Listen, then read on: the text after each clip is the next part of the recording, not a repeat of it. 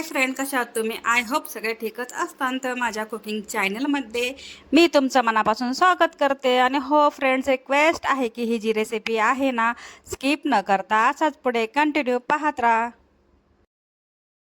रेसिपीला सुरुवात करण्याच्या अगोदर तुम्ही माझ्या चॅनलला सबस्क्राईब केलं नसेल तर प्लीज माझी रिक्वेस्ट आहे की माझ्या चॅनलला सबस्क्राईब करा आणि जेवढं होईल तेवढं शेअर आणि लाईक करायला विसरू नका.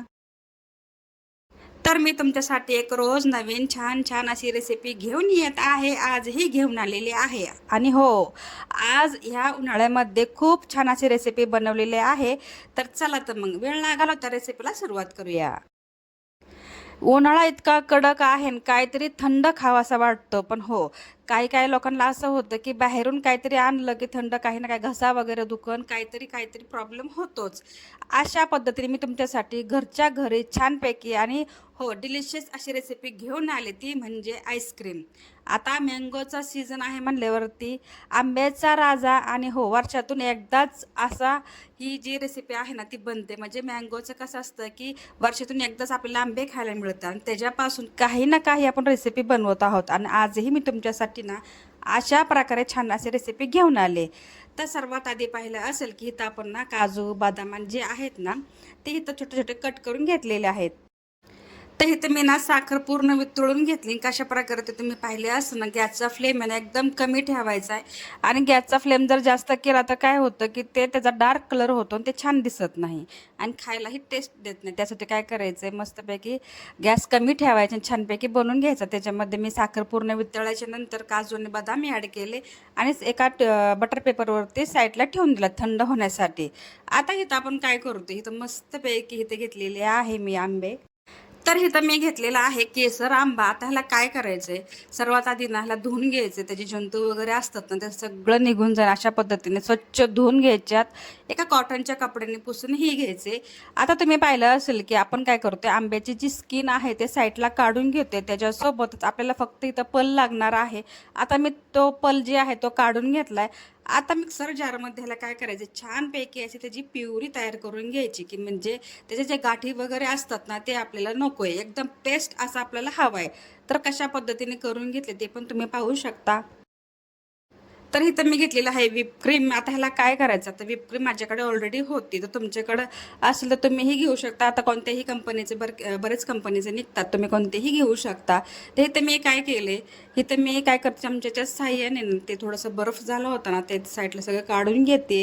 आता तुम्ही तर पाहिलं असेल की आपल्याला काय करायचं, ही जी क्रीम आहे ना ह्याला वितळून घ्यायची. म्हणजे एकदम परफेक्ट असं ह्याचं छानपैकी करून घ्यायचं की जेणेकरून आपली जी आईस्क्रीम आहे ते व्यवस्थित सेट होईल.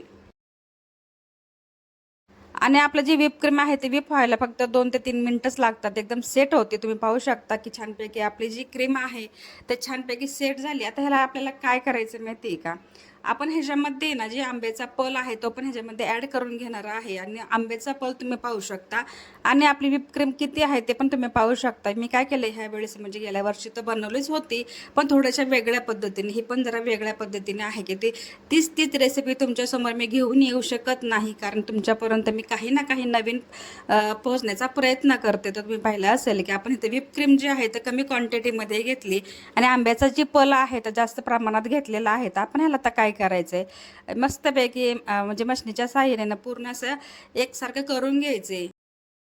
आता आपण इथं काय करते, आंब्याचा पल आणि व्हिप क्रीम एकसारखं मिश्रण तयार करून घेते. म्हणजे थोडक्यात ना आपली आईस्क्रीम एकदम असे परफेक्ट बनवून घेते, जेणेकरून आहे ना हे दोन्ही जिन्नस आहेत एकत्र झाले पाहिजे. आता ह्याच्यामध्ये आपण काय ॲड करणार आहोत ह्या व्हिडिओमध्ये, ह्या वर्षीच्या व्हिडिओमध्ये, कारण गेल्या वर्षी आपण जे व्हिडिओ बनवले ते थोडेसे वेगळे होते, ह्या वर्षी थोडेसे वेगळे आहे.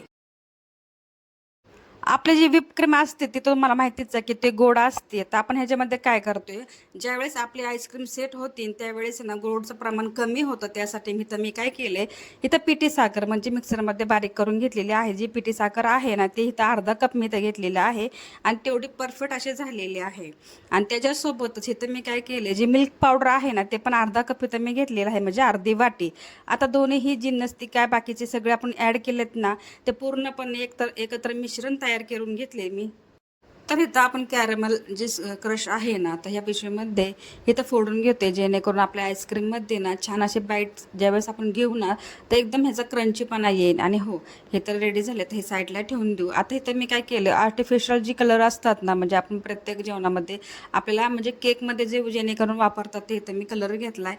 आणि तुम्ही पाहताच असाल की हे जे कलर आहे टाकल्याच्या नंतर आपल्या आईस्क्रीमला ना 10 पटीने सुंदर दिसायला सुरुवात झाली. आणि खूप सुंदर दिसल्याच्या नंतर असं ॲक्टिव्ह दिसलं ना की माणसालाही खायला खूप छान वाटतं. आता हे तर मी क्रश जे आहे ते एकत्र करून घेते. आणि हो, एकत्र केल्याच्या नंतर थंड झाल्याच्या नंतर जे त्याचा टेस्ट आहे ना, क्रंचीपणा येतो ना, तर खरंच खूप आईस्क्रीमच्या 10 पटीने टेस्ट वाढतो. तर ह्याला मी काय केले, आता ह्याला ना म्हणजे डब्बा घेतला, एअरटाईट डब्बा घेतला. ह्याच्यामध्ये मी कॅरी बॅग कशासाठी टाकले ते तुम्हाला सांगते. म्हणजे जे प्लास्टिकचं कागद आहे ते का टाकले, की जेणेकरून तुम्हाला जे आईस्क्रीम समजा डब्यामध्ये निघत नसेल, तर ही इझिली ना वरची साईड जर काढली ना, म्हणजे आपण ज्यावेळेस डब्बा साईडला करून घेऊ ना, तर ते काय होतं, वरचा कवर काढला की त्याल्यात आपली आईस्क्रीम आहे तशी निघणार आहे.